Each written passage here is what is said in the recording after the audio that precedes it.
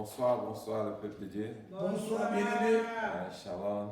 Shalom, shalom. Nous sommes dans la joie de nous retrouver encore ce soir dans la présence de Dieu. Amen. Alors nous allons passer à table pour penser notre nourriture spirituelle car notre foi a besoin d'être dynamisée par la parole de Dieu qui est notre sang spirituel afin de nous ravitailler encore pour le jour qui arrive. Amen. Alors pour l'heure, nous allons appeler notre bien-aimé, le frère Simplice, que Dieu va utiliser encore ce soir pour nous parler. Alléluia, alléluia. Amen. Alors, bien-aimés, le Seigneur. Bonsoir, bonsoir. Toujours là. Amen. On ne dormait pas. Ouais. Amen, amen. Amen. Oh, je dis merci à Dieu parce qu'il nous a encore le privilège d'être là ce soir. Amen. Car ce n'est pas donné à n'importe qui. Amen. Tu ne dors pas, tu attends de chercher la face de Dieu. Le Dieu là, il est merveilleux, il veut vraiment nous faire du bien. Il ne va pas abandonner, il va encourager, il va faire des choses au de ses enfants. Voilà pourquoi je vais le rendre grâce. Seigneur, merci. Merci pour ce moment, parce que tu es le Dieu qui nous a aimés le premier. Nous sommes là, ce n'est pas par notre volonté. C'est toi qui l'as voulu, Seigneur, mon Dieu. Car la chair est en train de réclamer. Mais l'Esprit est là pour nous dire encore, mets-toi debout et marche. Alors ce soir, viens encore nous encourager, viens encore nous donner encore les muscles spirituels afin que nous continuions la marche avec toi. Papa, laisse que tu contrôles encore, Père, mon Dieu, tous les mots, tout ce que nous allons encore parler ici, ça soit toi seul qui dois nous parler, pas un homme. Nous voulons être guéris par ta parole, car ta parole c'est sa mission pour nous, mon Dieu. Nous voulons espérer par toi seul, car tu n'as pas inspiré par ton esprit seul. Alors, Reine, comment on dit ce moment, laisse que ta joie soit sur tes enfants, que nos cœurs soient disposés pour recevoir encore cette nourriture, afin que nous puissions grandir avec toi. À toi soit rendu Père, la gloire et l'honneur, la sa majesté. Au nom puissant de Jésus que nous avons prié, Papa. Amen. Amen. Amen. Amen. Amen.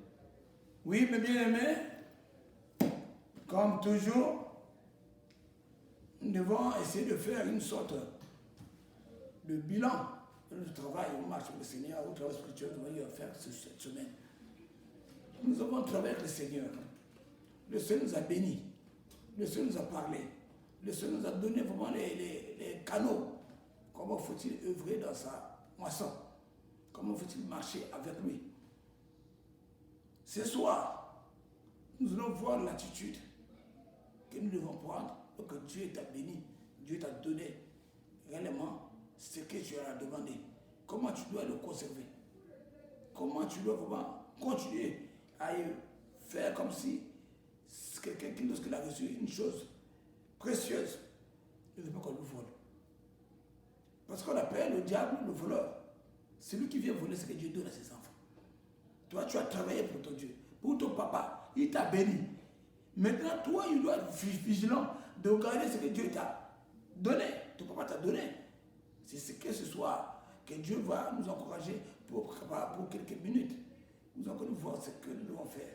Mais avant tout, nous allons d'abord donner le goût ou annoncer à nos bien-aimés qu'est-ce qui a été le travail que nous avons eu à faire.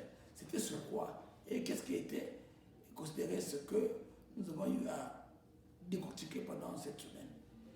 Sans plus tarder, nous allons aller dans notre verset et je ne sais pas comment utiliser le psaume 125, je crois. Psaume 125. Psaume 125, le verset 5. Je crois, attendez, je ne me trompe pas. Ouais. Nous allons lire le psaume. Ouais. Dans le psaume 125, de 2 à 3. Psaume 125, de 2 à 3. Voilà la parole du Seigneur dans le livre de Psaume 125, versets 2 à 3.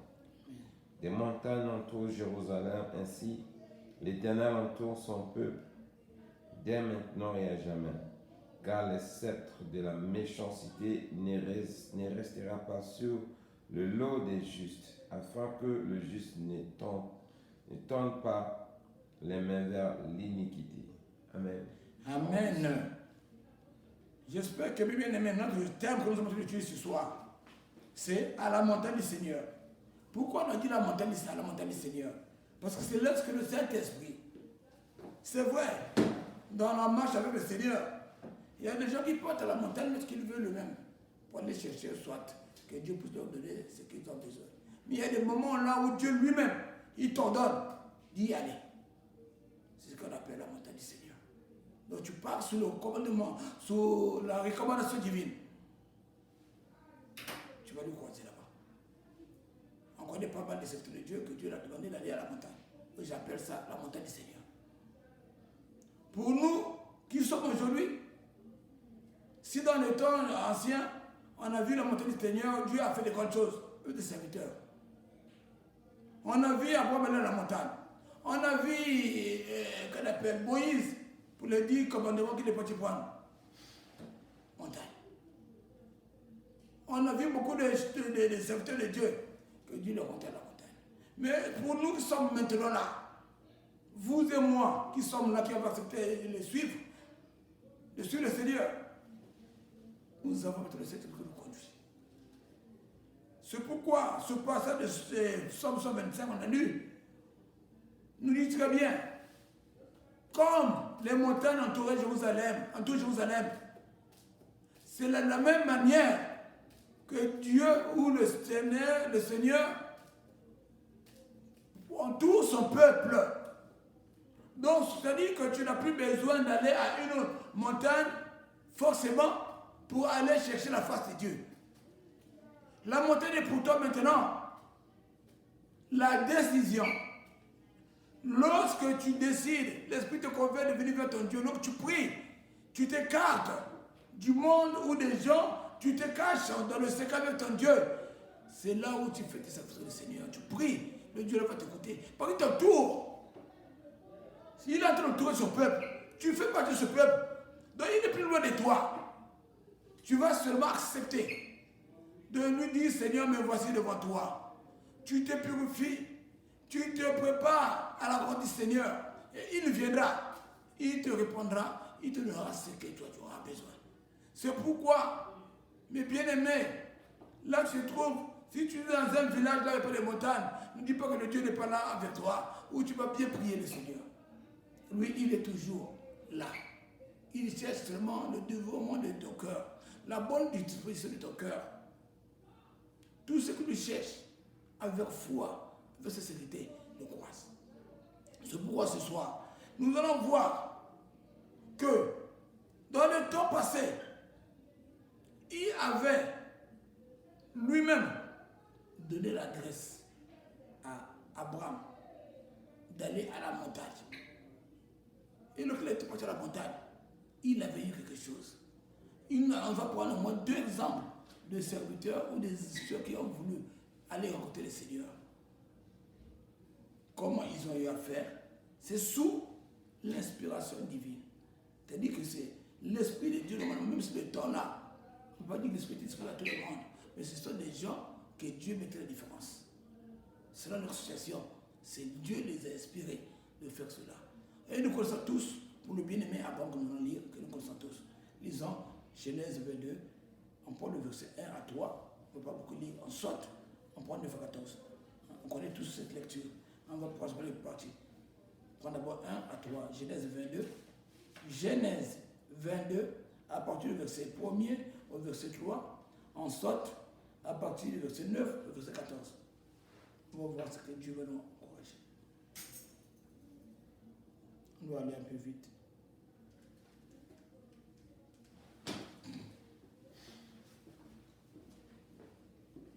On va lire la parole du Seigneur dans le livre de Genèse, chapitre 22, versets 1 à 3.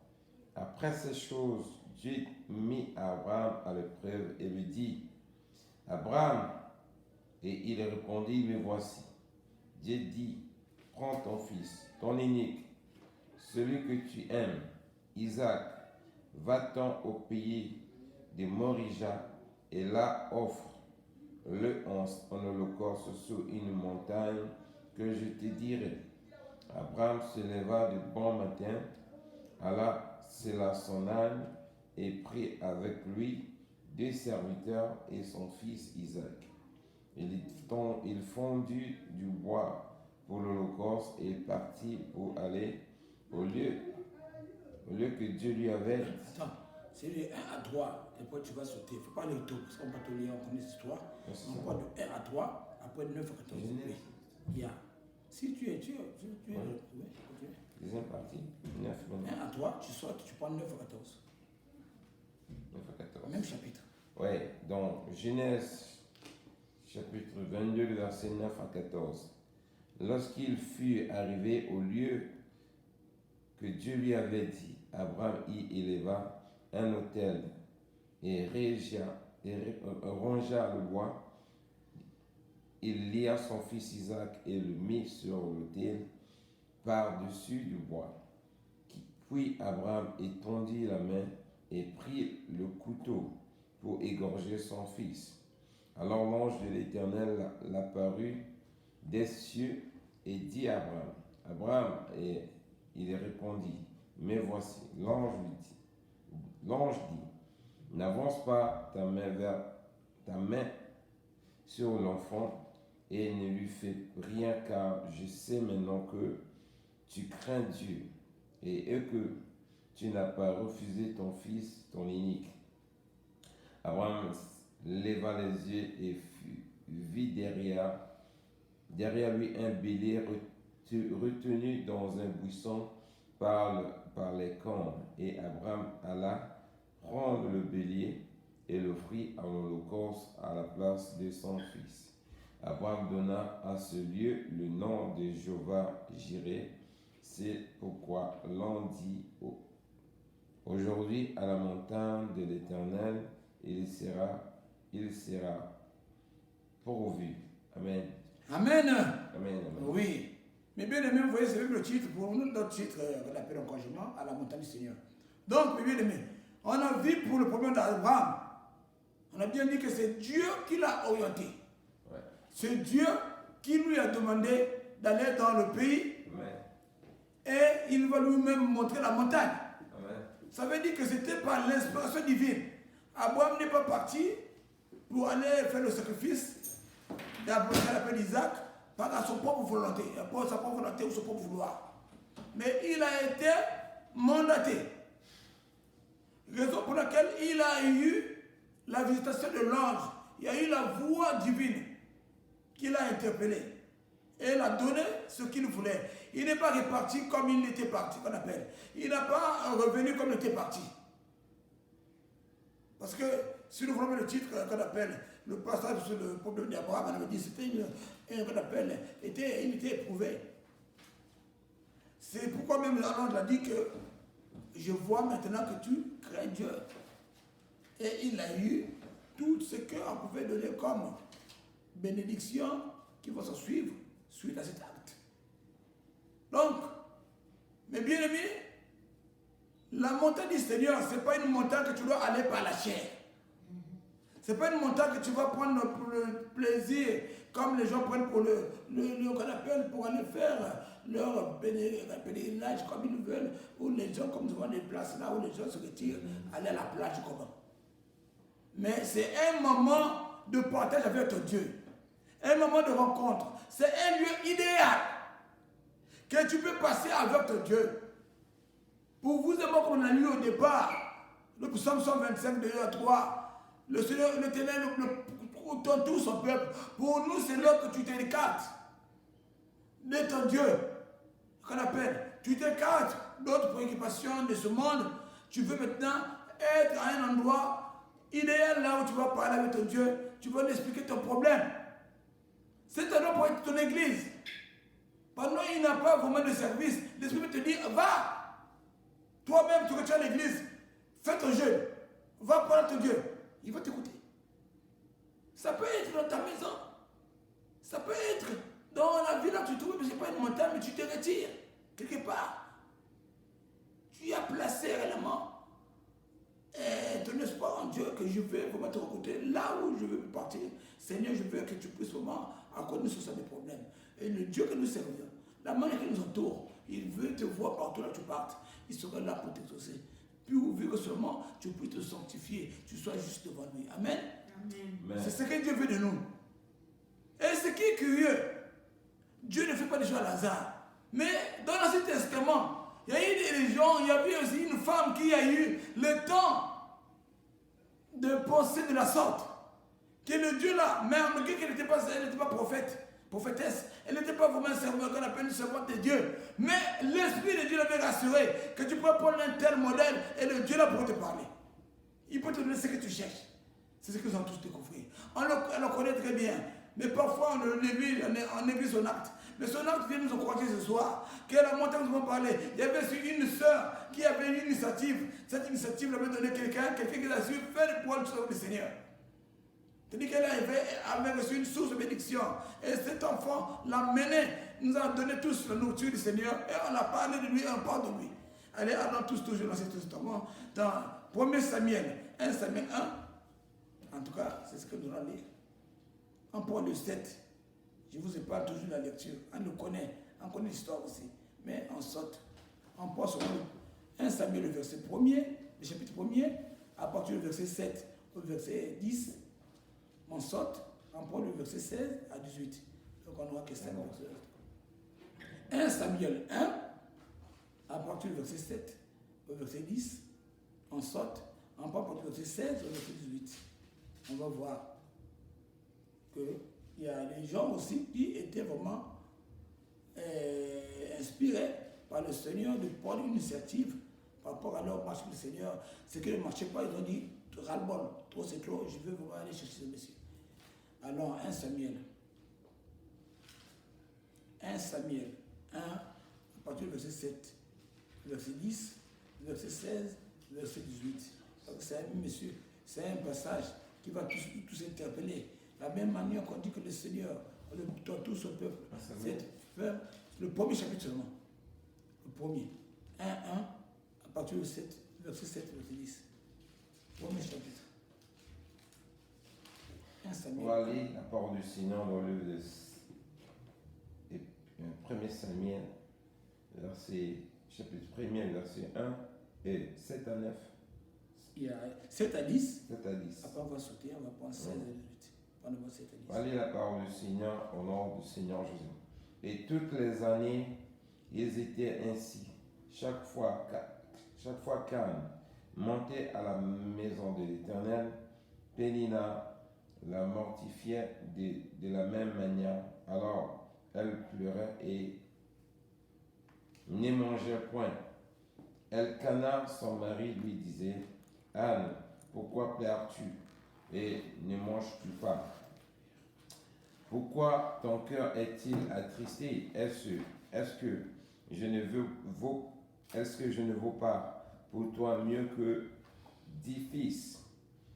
Anne se leva après que l'on eut mangé et bu à Silo.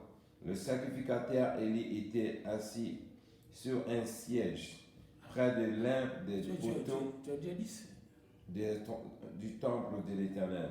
Et l'amertume dans l'âme, elle pria l'Éternel et versa des pleurs. Amen. Je lis sur 10. Oui. Tu sors, tu prends 16 à 18.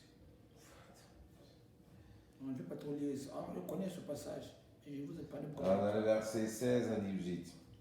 Ne prenne pas ta servante pour une femme pervertie, car c'est l'excès de ma douleur et de mon chagrin qui m'a fait parler jusqu'à présent. Et pleurer plutôt. Oui, parler jusqu'à présent. Élie reprit la parole et dit, va en paix et que le Dieu d'Israël exauce la prière que tu lui as adressée. Il y a Amen. Non, c'est bon. Amen. Oui, mais bien aimé, j'ai sauté des passages parce que c'est une lecture, on connaît bien ces passages. On a voulu seulement noter, toucher quelques points qui nous attirent tout ce qui nous concerne pour notre passage d'aujourd'hui. Parce que dans tout ce que nous sommes de lire là, il y a beaucoup de messages que nous pouvons enseigner là-bas. Mais aujourd'hui, nous sommes là pour savoir qu'est-ce qui se passe lorsque tu vas à la montée du Seigneur sous l'inspiration divine, sous le sentiment de croire que l'Esprit de Dieu t'a dit, va, là tu peux trouver. C'est l'Esprit, moi je dis, Anne là, c'est le sentiment qu'elle a eu. Comment elle pouvait, par ce temps-là, ne pas aller? On a dit bien qu'ils avaient comme chaque année, l'habitude, son monsieur là, Elkana, avec sa famille, partait à la montagne, ou partait, qu'on appelle, faire des sacrifices pour le Seigneur. à la maison du Seigneur. Chaque année, il le faisait. Mais sa situation ne changeait pas. Il n'est pas dit que non, qu'Anne était dans un foyer qui ne connaît pas le Seigneur. Non. Eux, ils faisaient des sacrifices. Mais il n'y avait pas la solution. Mais le jour-là, après, comme il dit la parole, après de poser de tels actes, l'Esprit l'a convaincu aujourd'hui, toi-même, tu vas être mis à part. Tu dois être mis à part. Donc, essayer de détacher de son mari et sa rivale pour aller faire quelque chose qui elle-même avec son Dieu était concernée. C'est la même manière que Abraham, en allant faire le sacrifice au fils, a laissé ses serviteurs au pied de la montagne, sans lui dire les détails. À son fils, il n'a pas eu le temps de lui dire qu'est-ce qui devait être sacrifié. C'est ce qu'a eu à faire Anne. Elle n'a pas emmené les gens dans ce qu'elle devait faire avec son Dieu. Même le sacrificateur qui restait au temple, comme c'était son endroit là où il s'est, c'est ce qu'elle appelle. Comme dans le temps à Jadis ou le temps ancien, c'est ce que le serviteur de Dieu était. Ils ne sortaient pas n'importe comment. Ils étaient toujours là au pied du Seigneur, qu'on appelle, là où ils servaient le Seigneur. Était surpris de voir qu'une femme rentrait dans le temple. À une heure, elle n'avait pas de culte. Et est partie vraiment s'asseoir en train de marmonner, donc de prier dans sa bouche là, dans son cœur. C'est-à-dire que lorsqu'elle priait, elle n'avait pas le temps même d'interpeller le serviteur de Dieu qui était là. Et elle avait bien dit que c'est mon problème avec mon Dieu, pas avec Élie, qu'elle appelait Élie qui était là, le sacrificateur. Il a dit, moi je suis venu rencontrer mon Dieu, moi je ne suis pas venu pour te déranger. Moi c'est avec mon Dieu. Raison pour laquelle nous vivons tout bien que le serviteur de Dieu est venu lui dire jusqu'à quand tu vas t'en passer de la boisson. Il a cru qu'il était ivre, il a beaucoup bu, elle ne savait plus où partir, il a dû faire le désordre. Mais elle avait un souci qu'elle avait fini avec son Dieu. Amen. Amen. Toi aussi, pendant ce problème, ce travail spirituel que tu as fait, certainement tu n'avais pas particulier, tu peux le finir avec ton Dieu. Et ton Dieu là, t'a exaucé. Parce que nous avons vu la suite d'Anne. Il y a eu la voix de Dieu qui l'a parlé. C'est la voix de Dieu, c'est le sacrificateur Élie qui l'a dit. C'est ton problème que tu es en train de chercher, c'est ce que tu dis, tu as la vertu, tu as des soucis, tu veux que Dieu t'exauce. Là que le Dieu là d'Israël puisse te les donner, puisse t'exaucer. Donc, la voix que le serviteur de Dieu avait prononcée, c'est ce que Dieu avait pris pour la bénédiction d'Anne, que nous avons eu salué aujourd'hui, nous avons lire. On a vu Abraham, il y a eu la voix de l'ange. On a eu Anne, il y a eu la voix du serviteur. Mais bien aimé, ça veut dire que lorsque, sous le contrôle du Seigneur, du Saint-Esprit, tu fais une action d'aller à la montagne chercher la face de Dieu pour un souci, le Dieu là, il doit réellement te répondre. Il peut te répondre d'une manière ou d'une autre, mais tu dois écouter la voix de Dieu là, dans ton cœur ou dans la marche avec toi. Sois seulement attentif. Sois seulement attentif. Parce que tu pars à la montagne pour aller exposer tes problèmes, aller pleurer tes soucis. Qu'est-ce qui se passe? C'est ce que nous allons comprendre dans l'avant-dernier verset. Lisons Michée 1. Lisons Michée 1, à partir du verset 3, verset 4. Qu'est-ce que fait le Seigneur lorsque tu pars nous chercher, lorsque tu lui viens tes problèmes devant lui? Lui, il fait quoi? Parce qu'il y a des gens qui font déposer le Seigneur. Dans tes soucis, dans tes prières, dans la manière que tu vas lui chercher, tu vas vraiment interpeller le Seigneur de faire quelque chose. Donc, alors dans le Michée, le premier verset, Michée 1, à partir du verset 3 au verset 4. On va lire la parole du Seigneur dans le livre de Michée, chapitre 1, verset 3 à 4. Car voici l'Éternel sort de sa demeure, il descend, il marche sur les hauteurs de la terre. Sur lui, les montagnes se fondent, les vallées s'entrouvent comme la cire devant le feu, comme l'eau qui coule sur une pente. Amen. Amen. Amen. Regardez vous-même, lorsque tu viens chercher le Seigneur, lorsque tu es vraiment décidé à le rencontrer, il sort de sa demeure. C'est-à-dire, il laisse d'autres dossiers pour ton dossier. Amen. Sur lui, les montagnes se brûlent. Tu dis que tes problèmes là, il est en train de libérer. Tout ce qui était enterré, en train d'être ressuscité. Là, on avait bloqué ta vie, est en train d'avoir réellement la résurrection du Seigneur. Tout ce qui est pour toi, le Seigneur récupère. Amen. Tu dis tout change. Il enlève les chaînes, il enlève les cordes, il ouvre les yeux, il ouvre tout ce qui était lié. Parce que tu l'as cherché avec toute ton âme.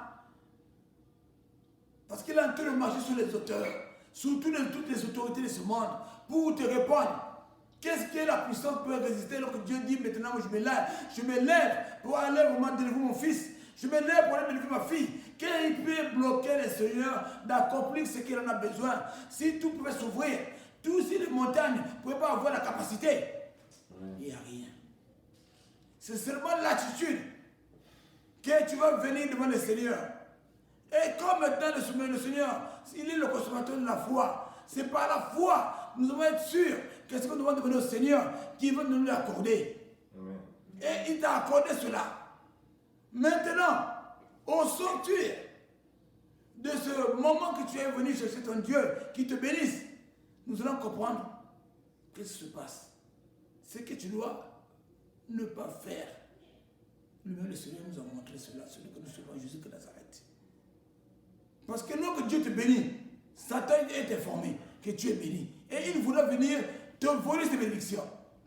Et nous allons voir ce que Dieu nous demande, comment tu dois te prendre ou te préparer pour que ce que tu as fait comme un travail spirituel ne soit pas volé. Et non, allons finir le dernier passage, ce que Jésus-Christ a montré, dans Matthieu 4, à partir du verset 1 à 4, on saute aussi, moi j'allais sauter, on prend le verset 11. On va comprendre qu'est-ce qui se passe. Si lui, notre maître, avait eu cela, c'est que toi aussi, nous qui sommes en train de suivre, il est notre modèle. Tu dois aussi avoir ce même problème ou cette même tentation.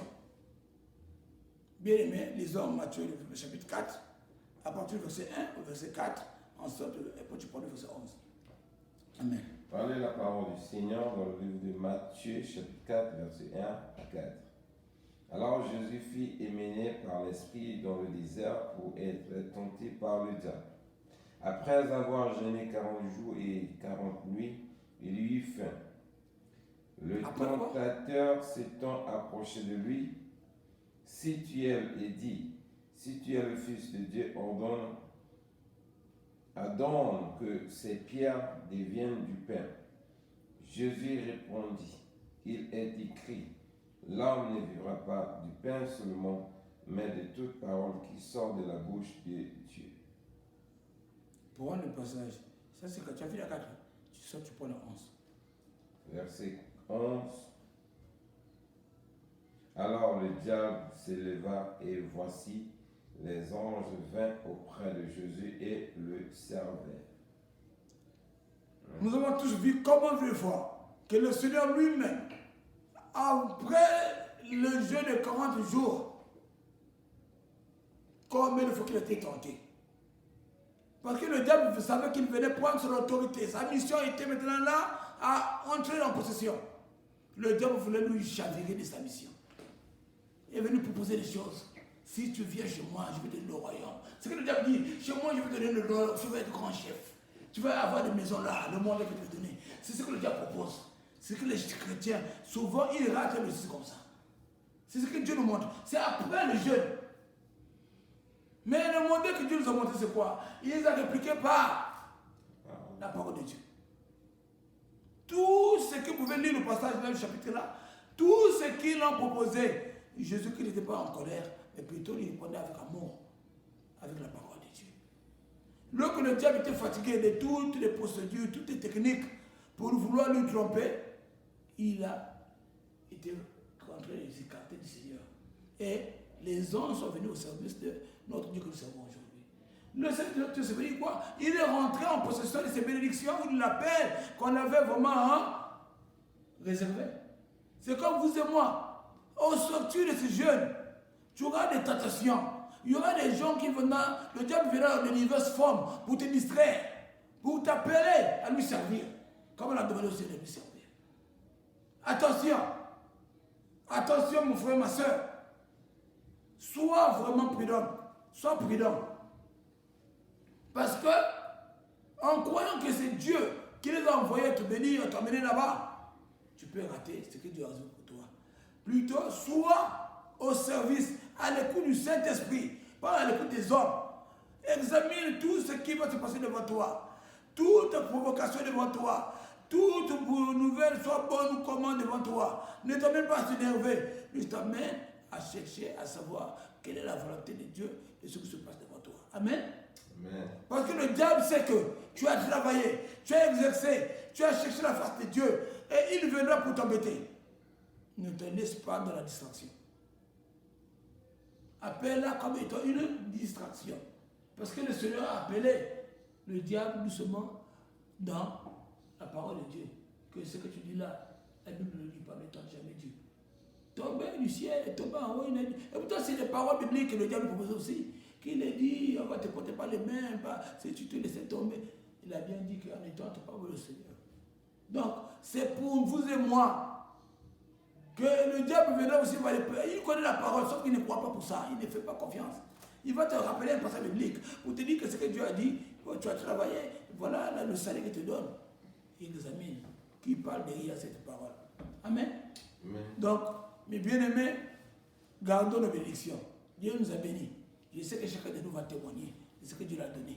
Mais ce ne soit pas des choses que tu vas toi-même mettre dans ta tête. Que non, ça là, j'ai besoin de ça. Donc c'est Dieu qui m'a donné. Non. Même si ça soit bon, demande à Dieu. Qu'est-ce que Dieu veut te dire?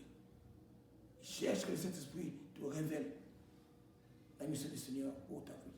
Parce que c'est Dieu qui avait amené le Seigneur et qui avait donné le Seigneur cette mission de venir sauver le monde et de délivrer les captifs, tout ça. Donc il fallait qu'il commence par là, avant qu'il se rende dans sa mission. Donc, vous et moi, nous sommes là. Dieu connaît le meilleur qu'il a réservé pour nous. Et c'est lui-même qui va te montrer, qui va te dire, mon frère, mon fils, va à gauche, va à droite. Et il va t'amener jusqu'à. Amen. Amen. C'était un encouragement. Et ce soir, on a dit qu'on devait être lent. Nous avons parlé de la montagne. Nous avons pris le passage de Psaume 125, de 2 à 3, que là on nous parle. Comme les montagnes entourent Jérusalem, c'est un appel, c'est de la sorte que le Seigneur entoure son peuple. Maintenant, dès maintenant et à jamais. Donc on n'a plus. Si dans les temps anciens, les Abraham, les Moïse montaient les montagnes pour aller chercher le Seigneur, ta montagne, Dieu pourrait réellement te parler dans ta maison. C'est un lieu idéal, un lieu là où tu peux rencontrer ton Seigneur. Donc là que tu te retires, tu es dans le secret de ton Dieu, tu le cherches, Dieu va te rencontrer. Mais il n'est pas écarté aussi que tu peux aller dans une montagne pour disposer du Seigneur pour aller prier. Je n'ai pas dit ça. La montagne est toujours le jour. Tu peux aller prier pour toi sur la montagne. Bien que l'Esprit de Dieu t'inspire, c'est ce que je voulais dire. Il faudrait que tu sois inspiré pour l'Esprit de Dieu. Que non, retire-toi, va dans la montagne. C'est juste. Mais il y a des moments que Dieu te dit, la montagne, que tu veux partir, fais tes sacrifices, c'est écarté, cherche la face de Dieu, et le Dieu là sera avec toi, il va te bénir aussi. Donc mon frère, sois fortifié. Le Dieu là t'aime, il te connaît. Il a besoin que toi seul, tu sois vraiment, toutefois il voit sa face, que tu es tourmenté, ou tu as un problème, comme on a vu l'exemple de Anne, nous a eu Samuel, parce qu'elle s'est retirée de son mari pour aller chercher la face de Dieu. Et elle n'a même pas parlé au serviteur qui était là, Élie, le serviteur Élie. Elle est en train de parler dans sa bouche seulement. Ses paroles ne sautaient même pas. C'était elle avec son Dieu. Et voilà, elle a eu l'enfant qu'on a parlé, Samuel, que nous parlons aujourd'hui. Donc, toutefois, lorsqu'on parle avec le Seigneur, on va à la montagne pour côté du Seigneur. Le Seigneur nous parle, nous révèle, nous répond. On a vu Abraham, l'ange parler. On a vu Anne, les deux enfants ont eu. Il y a le secrétaire d'Élie qui a parlé. Donc, toi aussi, lorsque tu vas chez le Seigneur, Dieu va souhaiter quelque chose ou quelqu'un pour te dire ce que Dieu voulait pour toi. Que Dieu vous bénisse. Je veux dire merci à Dieu pour la fin de ce qu'on appelle cet encouragement. Seigneur, merci encore ce soir. Tu as revenu encore la force, Père, mon Dieu, d'être devant ta présence. Papa, nous savons que devant ta présence, tu fais du bien. Tu nous, Père, mon Dieu, tu nous soignes, tu nous redresses, tu nous encourages, tu nous guéris, tu nous fais de grandes choses, Papa. Même ce que nous n'avons pas besoin. Toi qui nous connais, qui nous sondes, tu sondes les cœurs, les reins, tu les donnes. Alors, Père, laisse ces paroles faire du bien à quelqu'un. Quelqu'un en passant qui va vouloir mettre même 2 minutes pour l'écouter, Seigneur. Que toi, si tu le bénisses, tu l'encourages, tu peux encore bousculer sa foi, que ce qu'il est en train de vivre, ce n'est pas la fin de toute chose. C'est Dieu, là, a quelque chose à faire encore avec lui. Qu'il lui cherche seulement, qu'il lui fasse confiance, parce qu'il est Dieu. Que le Seigneur lui-même encore, qu'il bénisse aussi tout ce qui est le temps d'écouter ses paroles ou de passer le moment ensemble avec moi. Que les bénédictions soient encore, papa, d'une manière multipliée. Laisse que, Père, le nom glorieux du Seigneur Jésus-Christ aille guérir, aille enlever les chaînes, aille changer, aille délivrer des personnes souffrantes maintenant. Tous ceux qui sont dans les prisons sataniques maintenant, tous ceux qui sont dans les soucis, papa, va leur donner la paix, la joie, parce que tu es le Dieu qui restaure tout ce qui était au Père détruit dans la vie de tes enfants. Règne comme on dirige, règne béni, parce que tu l'as pas changé pour les siècles qui vont se prier. Au nom puissant de Jésus de Nazareth, Père, disons tous encore Amen. Amen. Amen. Voilà. Que le